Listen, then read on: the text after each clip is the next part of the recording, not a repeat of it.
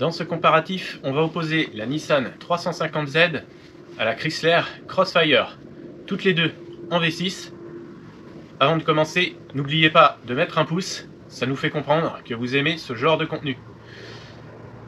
La Chrysler Crossfire est équipée d'un V6 3 litres 2, 18 soupapes. La Nissan, elle, est équipée d'un V6 3 litres 5, 24 soupapes. Bien sûr, elles sont toutes les deux en injection. Et on va commencer par ce qui blesse un petit peu et peut-être aussi ce qui peut faire un petit peu avaler la pilule. Pourquoi la Nissan a eu un petit peu plus de succès que cette Chrysler. Aujourd'hui, Chrysler est une marque plus ou moins disparue. Elle ne vit principalement qu'en tant que véhicule d'occasion. Ce qui est curieux, c'est que cette Chrysler de 218 chevaux était vendue plus cher que cette Nissan de première génération en phase 1, 280 chevaux. La Chrysler de 218 chevaux était vendue 38 000 € alors que la Nissan 350Z en 2003, toutes les deux, était vendue, elle, 35 000 €. Allez chercher la logique là-dedans. En 2008, la Nissan était vendue 37 000 €, mais en phase 3, elle développait alors 313 chevaux, soit 100 chevaux de plus que cette Chrysler. Et pourtant, au niveau des tarifs, on va dire que là, c'est clairement injustifié.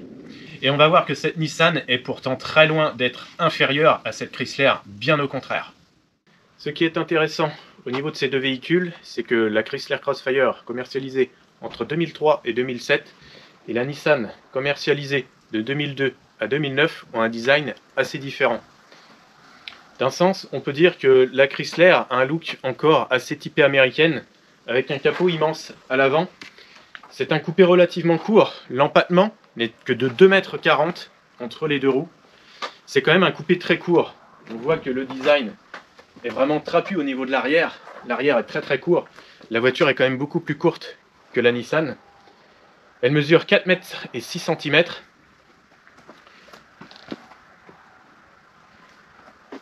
À la différence de la Nissan, on a des jantes de 18 à l'avant, 19 à l'arrière. La Nissan n'a des jantes que de 18 avant comme arrière. On constate une petite décoration sur les ailes. Factice, ce n'est pas une prise d'air. La Nissan mesure 25 cm de plus en longueur. Les 25 cm de plus en longueur, on les retrouvera aussi au niveau de l'empattement. L'empattement est en effet exactement de 25 cm. C'est ce qu'on constate au niveau de l'arrière, puisque la Nissan est un petit peu plus étirée à l'arrière. On a vraiment une partie coffre, donc supplémentaire.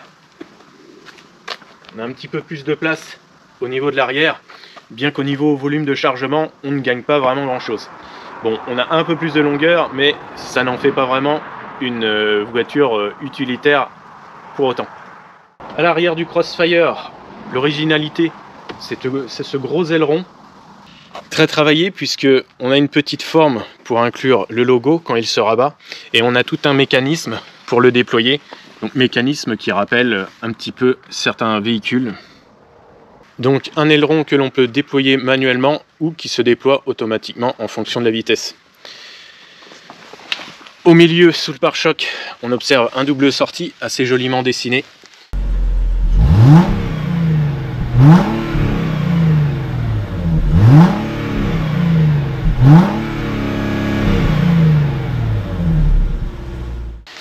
Sur la Nissan, un petit appui aérodynamique est posé sur le haillon. Un double sortie franchement séparé.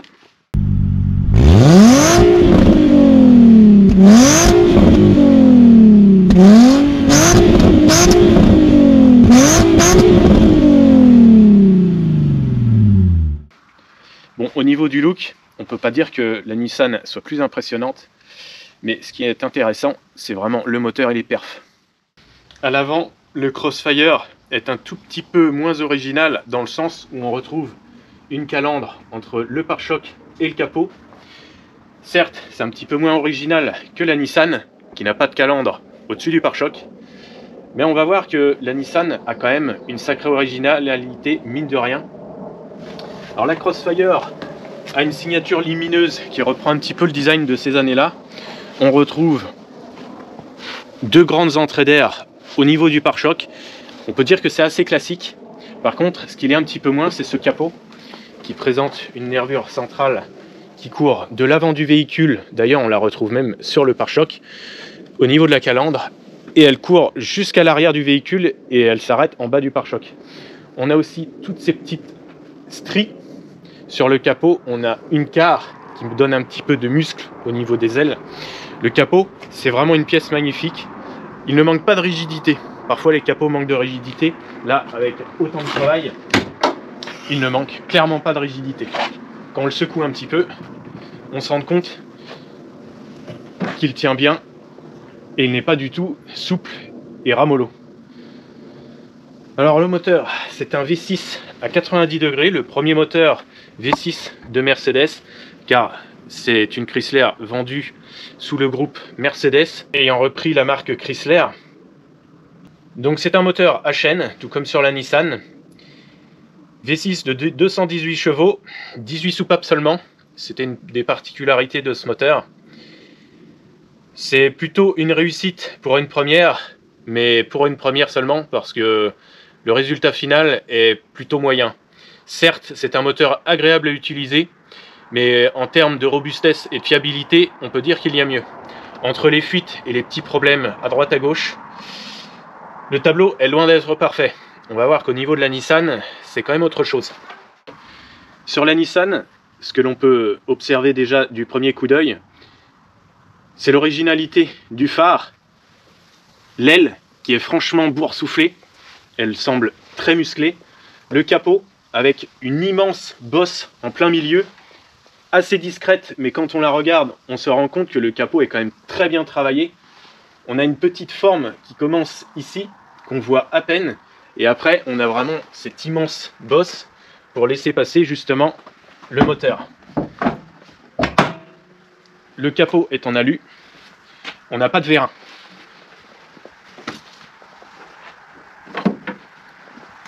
Ce que j'apprécie beaucoup aussi, c'est que d'une part, le pare-choc donne vraiment de l'allure au véhicule. On n'a pas un semblant de calandre ou une calandre, on a juste le logo de Nissan en plein milieu. Ça épure un petit peu la face avant, les phares sont immenses. On a une catadioptre orange qui donne un petit peu de couleur et qui fait un petit peu penser à une sorte de croc. On a une grande entrée d'air unique, c'est la seule entrée d'air qu'il y a sur la face avant. C'est assez rare sur une voiture. On voit le moteur chaussé au chausse-pied dans ce compartiment qui est bien rempli. On a une barre anti-rapprochement qui était, je pense, aussi assez difficile à passer, puisque le capot, on se demande comment il arrive à tomber pile avec cette barre anti-rapprochement. Je pense qu'il ne doit pas y avoir plus de quelques millimètres. Le moteur, c'est un V6 3,5 litres. Donc sur cette phase 3, un moteur Nissan. Sur les phases 1, c'était plutôt le bloc Renault. Cela dit, ils ont exactement la même cylindrée. Donc à la différence de la Chrysler, c'est que celui-ci n'est pas en 18 soupapes, mais en 24 soupapes. Le moteur est un petit peu plus gros, on a 300 cm3 de différence environ. Mais la grosse différence, c'est la puissance. Sur cette phase 3, on a environ 100 chevaux de différence, mais seulement théorique. Théorique parce que généralement, ce bloc développe plutôt autour des 300 chevaux. Mais bon, on ne va pas rentrer dans les détails, puisque le bloc de la Chrysler, il faudrait déjà le passer au banc pour savoir si vraiment il fait bien 218 chevaux. Et voilà la chose quand même un peu curieuse, c'est que cette Nissan, bien qu'étant vendue moins cher que la Chrysler, fait 100 chevaux de plus. Et même au niveau fiabilité, on est mieux avec ce bloc. Certes, on peut avoir quelques petits problèmes au niveau des capteurs, autrement au niveau robustesse, cette phase 3 a été renforcée. Donc moteur renforcé, fiabilité en principe augmentée puisqu'ils ont essayé de corriger les défauts, alors que le bloc de la Chrysler, c'est tout de même pas une référence. C'est un moteur un peu archaïque. Ils ont certes réussi à faire un moteur assez puissant avec un gros couple quand même à bas régime, mais ça fait quand même pas le figure comparé à ce 3,5 litres qui a été optimisé et surtout dans cette phase 3 qui a été sacrément fiabilisé. Les deux voitures sont en boîte 6 vitesses, à ce niveau-là on fait arme égale. 310 Nm de couple pour cette Chrysler, c'est quand même pas mal et dès les bas régimes, on sent que le moteur a quand même du punch.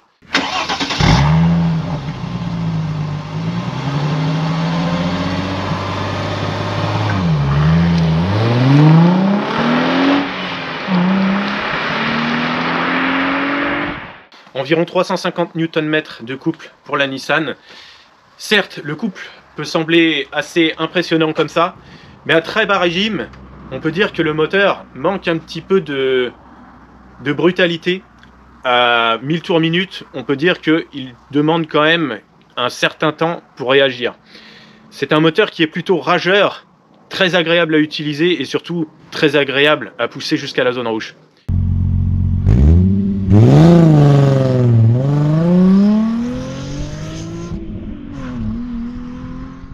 Le moteur de la Chrysler, lui, est un petit peu plus fade. D'une part, parce qu'il semble un petit peu moins rageur. C'est plutôt un moteur qui a un gros couple. Mais il me semble un tout petit peu moins rageur. Et surtout, il prend beaucoup moins de tours que cette version améliorée de la Nissan.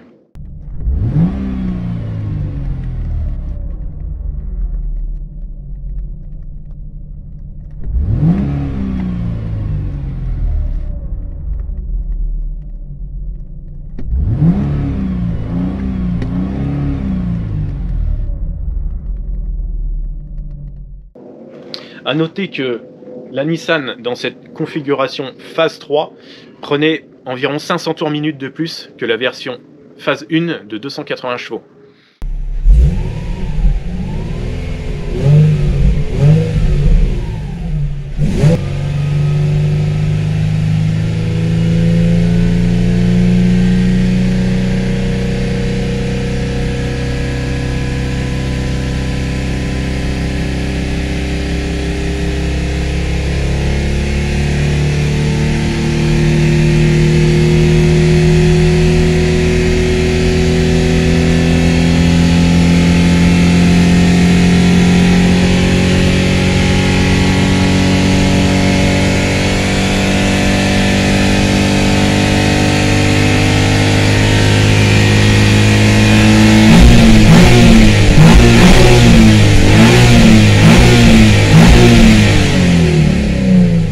Le poids de cette Nissan, alors en phase 1, 280 chevaux, au moment où était commercialisée cette Chrysler, exactement en même temps, en 2003, on pouvait avoir un pack jantes magnésium. La version 280 chevaux pesait environ 1430 kg, environ, parce que avec les options et le pack jantes magnésium, on pouvait gagner quelques kilos ou justement en perdre. Les jantes magnésium font tout de même gagner quelques kilos. Je crois que c'était 16 kg pour les 4 jantes, ce qui est intéressant pour l'accélération, mais aussi pour le freinage. Alors, la Chrysler pèse à peu près la même chose sur la balance que la version 280 chevaux de la Nissan, un tout petit peu en dessous de 1400 kg. Cette voiture ne dispose pas spécialement d'options pour gagner du poids, et la seule chose qui faisait varier vraiment le poids du véhicule, c'était la configuration roadster ou coupé. A noter que le roadster était un tout petit peu plus lourd, mais on n'avait pas une grande différence, puisque à 30 kg près, c'est à peu près la même chose. Je crois que pour la Nissan, c'était à peu près pareil aussi. On n'avait pas une très grande différence entre le coupé et le roadster, puisque ces deux véhicules, dès le départ, étaient conçus pour être soit un roadster, soit un coupé. On est chaussé en 245 45 18 sur la Nissan, avec des jantes en magnésium qui sont plutôt jolies, étrier jaune. Alors que sur la Chrysler, on est chaussé en 255, c'est plus large. Alors que je rappelle qu'on a 100 chevaux de moins. Donc le grip est phénoménal sur cette Chrysler. C'est du 19 pouces. Alors c'est vraiment des jantes énormes, elles font presque trop grosses pour le véhicule, mais c'est vraiment ce qui lui donne une allure de bestialité incroyable. Sur la Nissan, on a les mêmes jantes à l'avant comme à l'arrière. La seule différence, c'est que à l'avant, on a des pneus un tout petit peu moins larges. Les disques de frein sur cette Crossfire 278 mm, ce n'est pas très gros. Les étriers, eux, ne sont pas Jojo. Même pas de peinture, à croire que ça coûtait trop cher. C'est pas des disques de frein qui sont immenses. Sur la Nissan, on a du 322. Des disques qui sont quand même un peu plus gros. Bon, faut rappeler quand même que le véhicule est plus lourd. Cela dit, 100 chevaux de plus sur la Nissan. Alors, il faut quand même préciser une chose, c'est que la Crossfire fait 100 kg de moins que cette Nissan Phase 3. Alors, même si il est vrai que la Chrysler a des freins, on va dire, un petit peu minus comparé à la Nissan, la Chrysler freine tout aussi bien que la Nissan.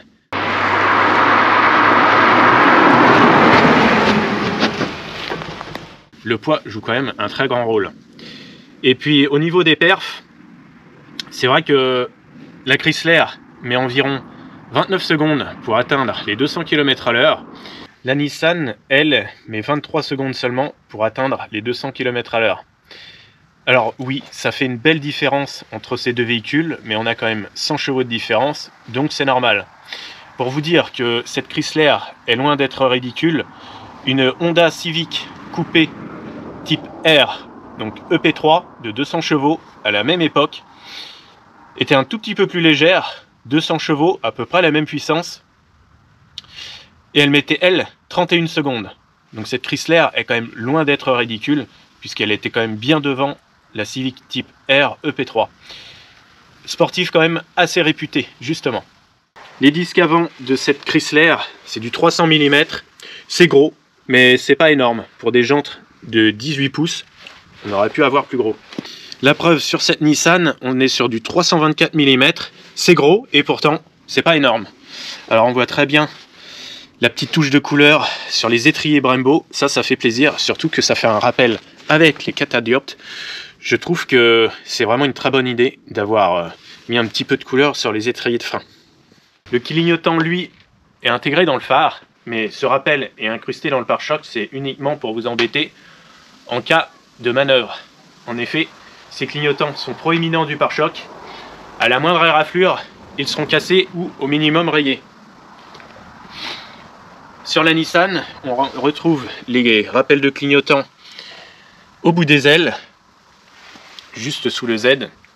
Ils sont un petit peu moins exposés au cou quand même. En termes de hauteur, la Chrysler est un tout petit peu plus basse, mais 1 ou 2 cm près, on va pas chipoter. On est à environ 1 m 30, on peut dire que c'est à peu près pareil. On passe à l'intérieur. Alors cette Chrysler est pour moi un petit peu plus sympa d'un sens, parce que on sent que au niveau du design et des matériaux, c'est un petit peu plus cohérent, ça fait un petit peu plus luxueux. Par contre, c'est moins fun que la Nissan. C'est ce qu'on peut lui reprocher aussi d'un autre côté. Alors certes, les panneaux de porte sont très réussis. Cet intérieur, surtout en biton noir et rouge, est vraiment somptueux. Mais si on prenait un intérieur biton noir et gris, c'était déjà franchement moins flatteur. Au niveau intérieur, pour moi, on va dire que c'est kiff-kiff. Et on va voir que la Nissan est tout aussi agréable à l'intérieur. C'est surtout très différent. Mais on peut pas dire qu'il y en a une vraiment supérieure à l'autre. Même si c'est vrai que j'ai un petit faible pour cette configuration. Mais si on avait un tableau de bord entièrement noir comme sur la Nissan, je pense que là, ce serait vraiment ex-aequo. Alors cet intérieur est très coloré, mais en plus de ça, on a des parties en gris métallisé. Alors l'intérieur est assez sympa, mais on a une forme quand même qui fait un peu daté, évidemment, puisque c'est un tableau de bord de Mercedes SLK, légèrement remanié, et avec tout de même un paquet d'éléments qui ont été remplacés, et des éléments vraiment propres à Chrysler, par exemple comme ce volant. Les panneaux de porte, eux, sont vraiment des panneaux de porte Chrysler, ils n'ont rien à voir avec les panneaux de porte de la Mercedes SLK, bien que la base tableau de bord et châssis proviennent du Mercedes SLK R170. Alors les commandes font un petit peu dater, tout comme les boutons. Peut-être la chose que l'on peut constater sur les deux véhicules, c'est que quand les boîtes de vitesse sont froides, ou plutôt quand l'huile est froide, l'huile de la boîte est froide, on a quand même un petit peu de mal à passer les rapports. Principalement la deuxième sur cette Chrysler. C'est vraiment le passage de la deuxième qui pose problème. Mais uniquement à froid, à chaud, tout va bien. Sur la Nissan, c'est un petit peu la même chose. Le changement de rapport se fait un peu plus lentement, mais on a quand même beaucoup moins de problèmes. On peut dire que sur la Nissan, le tableau est parfait au niveau de la boîte de vitesse, ce qui n'est pas le cas au niveau de cette Chrysler, car il faut faire au minimum 5 km pour vraiment pouvoir passer la seconde. Autrement, soit il ne faut pas être pressé, soit je conseille de passer de la 1 à la 3e. Il faudra forcément monter un peu dans les tours en première pour pouvoir passer la 3e. Autrement, on est quand même très à l'étroit dans cette voiture, on n'a pas beaucoup de hauteur là-haut, on se cogne très facilement sur le montant. Cela dit, les sièges sont très bien réussis. On a des sièges qui sont très sympas, surtout en biton, comme sur cette version. Sur la Nissan, on avait soit des intérieurs cuir, soit des intérieurs semi-cuir. Alors que sur cette Chrysler, on avait soit du cuir en biton, je suis pas sûr qu'on avait du cuir d'une seule couleur. Et on avait aussi en entrée de gamme, sur peut-être aussi certains packs, version limited par exemple, des cuirs en tissu. Des cuirs en tissu, c'est nouveau, ça vient de sortir. On avait des sièges en tissu qui me semblent quand même pas très flatteurs, surtout pour ce genre de véhicule. Avec cette Chrysler Crossfire, je vais commencer par le petit souci au niveau de la boîte de vitesse. À froid, on a beaucoup de mal à passer la deuxième.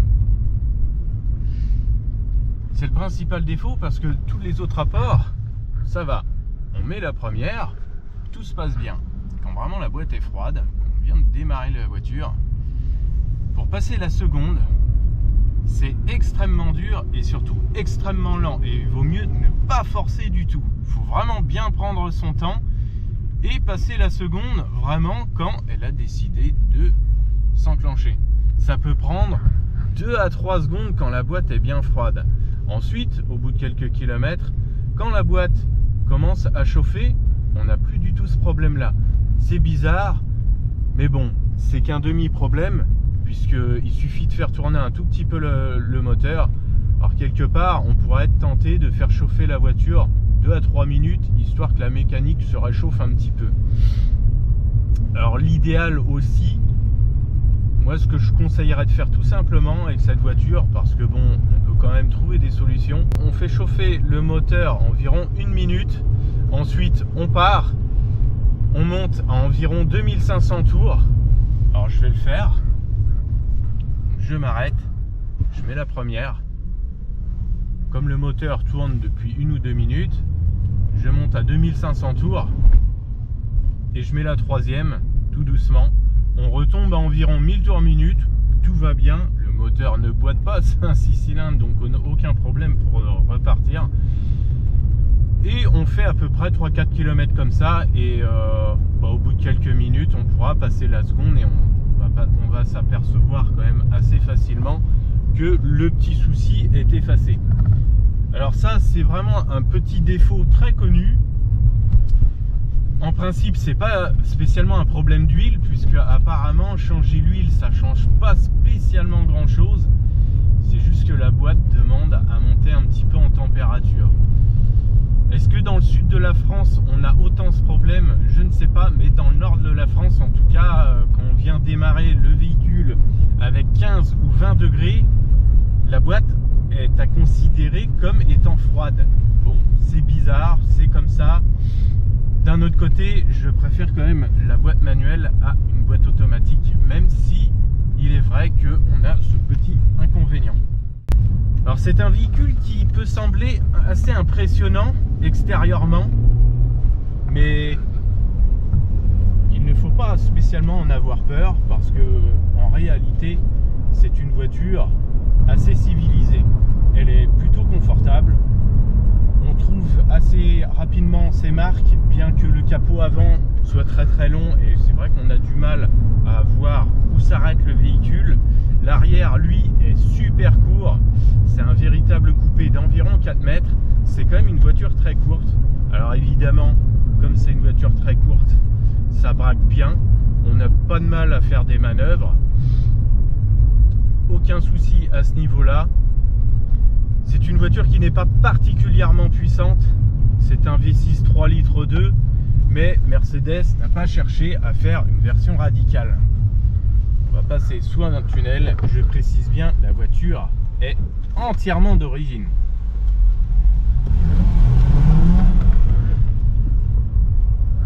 Au niveau conduite, on est plutôt pas mal installé, on trouve assez rapidement ses aises.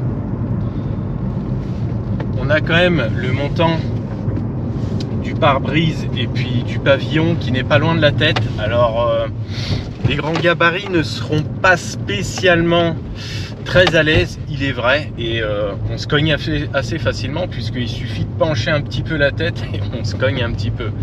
Mais bon, c'est pas dur, hein, y a quand même une petite mousse, c'est pas trop un souci. On a à peu près la même chose dans l'Audi TT. C'est une voiture qui est assez confortable, on peut pas dire qu'il y a un souci au niveau du confort, c'est assez bien sonorisé. Peut-être même un peu trop. Le moteur manque sincèrement de vocalise parce que on n'entend quasiment rien du tout avec l'échappement d'origine. Vitre ouverte, on entend un petit quelque chose, ça grogne légèrement, mais c'est franchement trop feutré. C'est dommage parce que comparé à la ligne extérieure de la voiture, on s'attend à quelque chose de un petit peu plus expressif quand même. À part ça, au niveau du grip, on ne peut pas reprocher quoi que ce soit parce que à l'arrière, et oui c'est une propulsion, on a du 19 pouces chaussé en 255 de largeur. Le grip est phénoménal. Évidemment, on aura du mal à la faire glisser. Donc c'est sûr que si on veut faire du drift, c'est pas l'idéal. Je pense que c'est quand même une voiture qui n'est pas conçue du tout pour faire du drift. C'est plutôt un joli petit coupé plaisir, mais pas spécialement pour faire de la piste ni pour faire du drift. Par contre, on peut quand même s'amuser sur les petites routes sinueuses et je dirais plutôt en sécurité parce que avec une assistance à la conduite, on a bien sûr une aide à la conduite. Donc on a l'ESP qu'on peut contrôler via ce bouton.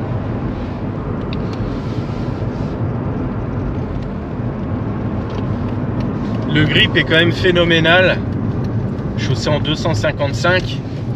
Il est évident que même en braquant un petit peu les roues, on perd quand même difficilement de la motricité. Attention, on a quand même plus de 200 chevaux. Hein. Et à bas régime, le moteur marche quand même déjà pas mal fort. C'est un moteur qui a quand même du couple. La puissance n'est pas phénoménale, mais ça reste quand même un bon 6 cylindres. Au niveau freinage, je suis plutôt satisfait.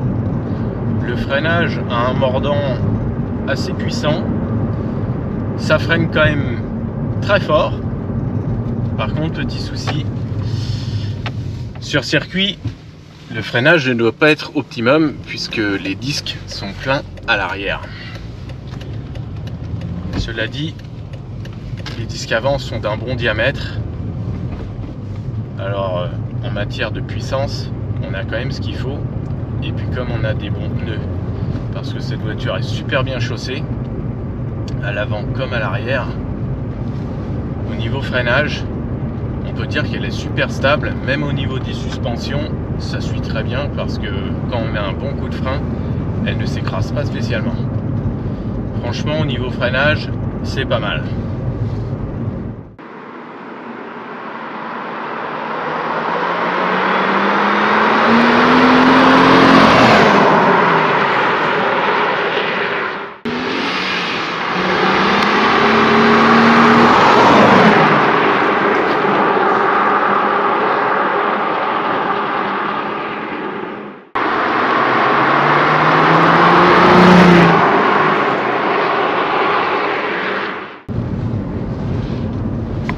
Un petit coup de volant, on fait un droite-gauche. La voiture vire pas à plat mais presque. C'est super stable. Alors les pneus en taille basse jouent quand même un rôle, mais même les suspensions, je trouve que Chrysler a quand même bien bossé. Parce qu'il faut savoir, et peut-être aussi le préciser, c'est que les trains roulants ont été retravaillés par Chrysler. Ce n'est plus tout à fait les trains roulants de la Mercedes SLK. Chrysler a retravaillé les trains roulants et puis ils ont pris l'initiative de mettre de très grosses jantes à l'arrière, donc des jantes de 19 à l'arrière alors que devant on est en 18, avec des pneus en 35, donc les pneus sont vraiment très très fins.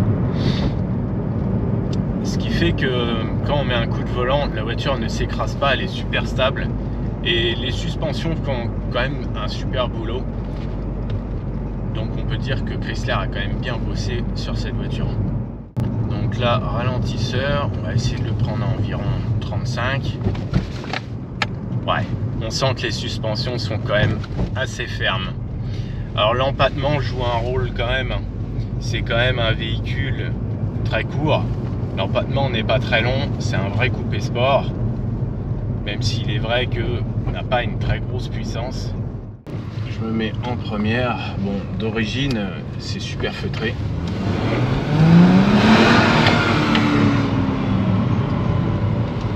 Ça manque un peu de décibels, mais la sonorité d'origine est assez flatteuse. C'est super agréable, ça mange juste un petit peu de watts. Dans le coffre, on n'a pas beaucoup de place sur cette Chrysler. Alors la voiture fait 25 cm de moins, donc évidemment, on va dire que ce n'est pas un camion de déménagement.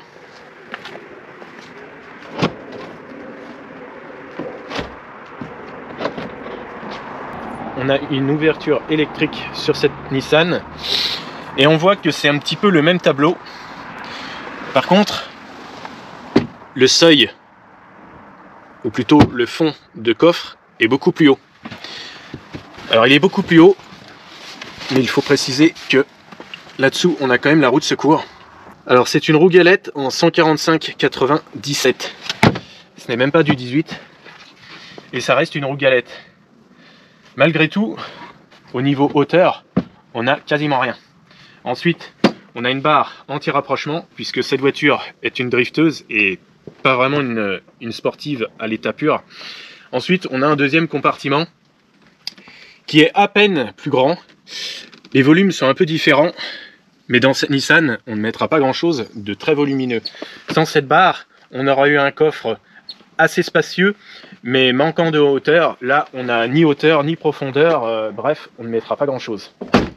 Je pense que si vous avez des objets volumineux à mettre, vous serez un tout petit peu mieux dans la Chrysler. Attention, au niveau longueur, on en a quand même un peu moins.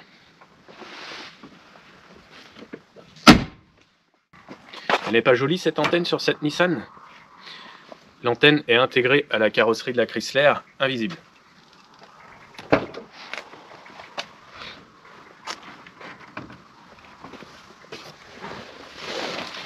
L'intérieur de cette Z, c'est une Z. Alors, les panneaux sont relativement sympas. Ils sont assez bien finis. On retrouve des Z un petit peu partout sur le véhicule. Sachant que c'était la 3e génération de Z, on retrouve un peu partout 3 petits carrés. 3 petits carrés aussi sur le Z du seuil de porte. Encore 3 petits carrés. Les 3 petits carrés, on les aura un petit peu partout. On les retrouve sur le Z ici et on les retrouve sur la poignée de porte de la porte passager. À noter que les deux portes sont quand même très asymétriques, puisque là on a une présentation très différente comparée à l'autre côté. C'est souvent le cas sur les véhicules, mais là je trouve que c'est vraiment flagrant.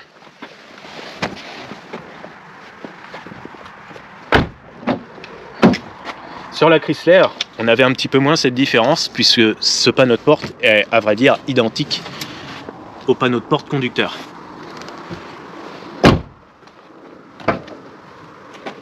D'ailleurs, on retrouve les 3 petits carrés sur cette poignée qui est un peu curieuse car elle dépasse franchement de la carrosserie. Mais bon, les poignées de la Chrysler, c'est pareil, elles dépassent franchement de la carrosserie, donc on peut pas dire qu'il y ait une vraie différence à ce niveau-là, c'est juste au niveau du design que ça se joue. Les sièges, on peut le voir, sont esthétiquement bien réussis, surtout dans cette configuration cuir alezan, une couleur un petit peu fauve. C'est du cuir perforé. On a la configuration qui comprend aussi le levier de frein à main et le pommeau de vitesse en cuir. Alors les sièges sont un peu plus larges, ou du moins semblent un peu plus larges. On est aussi bien maintenu que dans la Chrysler. Peut-être un tout petit peu moins bien, mais je trouve que on est tout aussi bien que dans la Chrysler. Ils sont certes un tout petit peu moins originaux quelque part.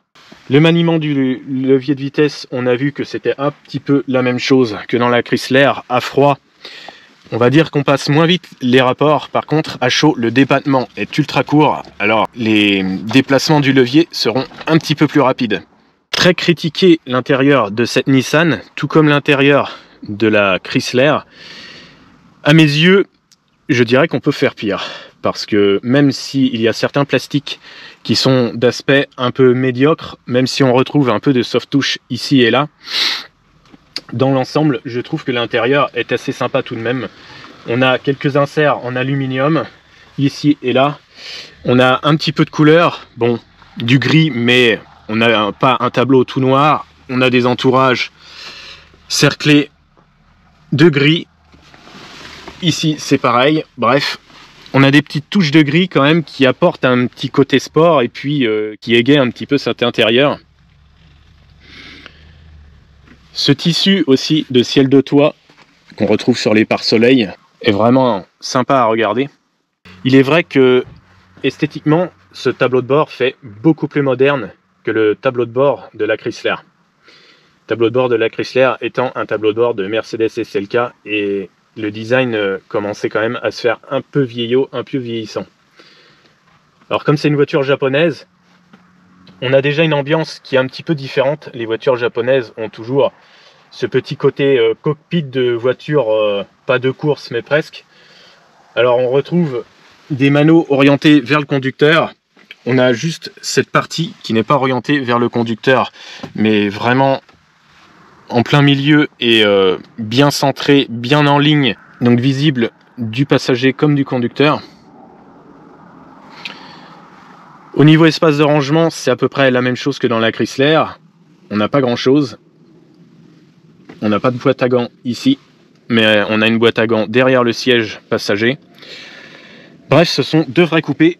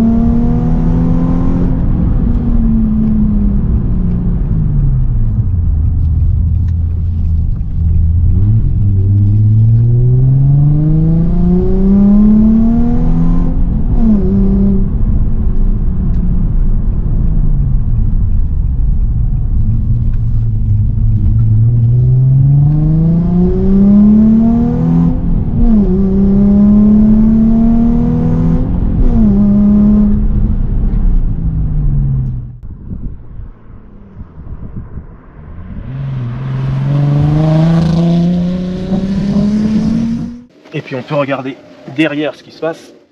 Donc la vision de derrière, ça semble pas très spacieux à cause de la barre anti-rapprochement. Mais on a quelques surprises à ce niveau-là, puisqu'on trouve une boîte à gants derrière le siège passager et puis le système de sono. Dans cette Chrysler, derrière les sièges, on trouve pas grand-chose. Une petite pochette, une petite poche aumônière de coller les enceintes et puis la coudoir centrale qui peut contenir tout de même un petit vêtement. C'est pas très spacieux. On trouve une petite pochette façon cuir ici, dans laquelle on ne glissera pas grand chose non plus. Et ça semble aussi très étriqué. Sur la Chrysler, on appuiera sur la trappe pour la faire sortir. Attention, ici on a souvent une marque, car à force d'appuyer dessus, on peut avoir une petite marque justement au niveau de l'ouverture. La trappe à carburant sur la Nissan s'ouvre via un petit bouton, donc c'est une serrure électrique. Alors bien que cette Chrysler fasse très musclée, tout comme cette Nissan 350Z, au niveau des voies, la Nissan a des voies quand même plus larges de 5 cm. 5 cm, ça peut paraître beaucoup, mais comme la Chrysler est bien plus compacte, bien plus trapue et mesure 25 cm de moins en longueur, ça ne se voit pas vraiment. D'ailleurs, cette Nissan fait très étirée et je crois que des voies aussi larges avec des ailes aussi musclées pour qu'elle ait vraiment de la gueule, c'était indispensable. Les signatures lumineuses, on peut dire que la Chrysler, ça reste assez ancien. Surtout comparé à cette Nissan. Cela dit, la Nissan est une phase 3 et les versions de 2003 en 280 chevaux étaient un petit peu moins modernes que celle-ci quand même. Ici sur la Chrysler, on voit que la petite veilleuse fait vraiment très ancienne. On peut pas dire que ça soit une très grande réussite et d'une très grande beauté. Par contre, la Nissan, elle, dans cette phase 3, présente des phares remaniés aussi. Certes, au niveau de la veilleuse, c'est un petit peu la même chose, mais le phare semble quand même très bien travaillé et c'est presque une œuvre d'art. Et on a ici des feux de gabarit orange à LED qui sont assez rigolos à observer, d'autant que ça fait encore un rappel avec la catadiopte et les étriers de frein orange. Aujourd'hui, revers de la médaille, la Chrysler a été vendue, je pense, un petit peu trop cher comparé aux prestations et aux performances du véhicule. On a vraiment payé très très cher, ou plutôt ils nous ont facturé très très cher la qualité Chrysler, car c'est vrai que Chrysler c'est un petit peu un premium aux US, comparé à cette Nissan qui offre beaucoup pour vraiment pas cher. C'était un petit peu tout le contraire, puisque la Chrysler était un petit peu trop chère et la Nissan était justement très très bon marché, on pourrait même dire un petit peu trop bon marché. Aujourd'hui, la Chrysler se trouve en 2025 à des prix affichés entre 10 et 15 000 euros pour avoir un très bel exemplaire, alors qu'elle était vendue plus cher que la Nissan. La Nissan, elle, se trouve à 30 000 euros pour avoir un très bel exemplaire. C'est quand même le comble. Et Chrysler aura disparu alors que Nissan aura perduré, et surtout cette génération Z aura continué même dans le temps, puisque après cette dernière phase 3 sortira une Nissan 370Z. Ce serait une sorte de phase 4 pour cette Nissan. Si vous hésitez entre ces deux modèles, entre la Nissan qui est vraiment typée drifteuse et cette Chrysler Crossfire qui est un petit peu plus typée GT avec des pneus un peu larges à l'arrière, je pense qu'elle est moins bonne drifteuse, surtout que la Nissan a des pneus moins larges, mais en plus de ça, elle est beaucoup plus puissante. La Nissan a été spécialement conçue pour drifter. D'ailleurs, c'est une voiture japonaise et le drift est un petit peu une coutume japonaise au niveau des passionnés d'automobile et surtout des passionnés de sportives. Donc la Nissan, c'est un coupé GT qui est un petit peu polyvalent puisque c'est aussi une drifteuse. La Chrysler Crossfire, elle, est plutôt une petite GT, un petit coupé sport, relativement agile. Au niveau du confort, on sera un petit peu moins bien dans la Chrysler, surtout au niveau des dodanes, car l'empattement beaucoup plus court fait remuer beaucoup plus la caisse. Sur la Nissan, on est un petit peu plus confortablement installé, puisque l'empattement étant plus long, la voiture bouge moins. Elle est peut-être un peu plus adaptée au très long parcours.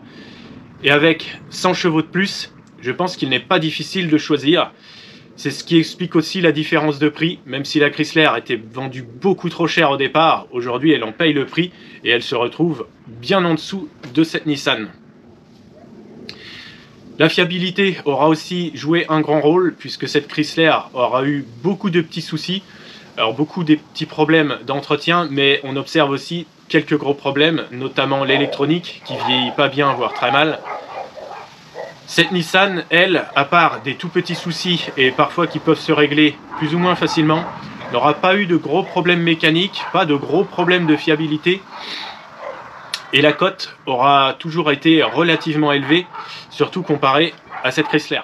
Aujourd'hui, il n'est pas difficile de trouver une Chrysler ou une Nissan 350Z. Le problème, c'est que aujourd'hui, trouver une Nissan 350Z est très compliqué à dénicher dans un état exceptionnel. Alors que les Chrysler Crossfire sont peut-être un peu plus faciles à trouver, surtout que malgré tout, la Chrysler, même si elle était vendue à un prix exorbitant, c'est quand même très bien vendu malgré tout en Europe.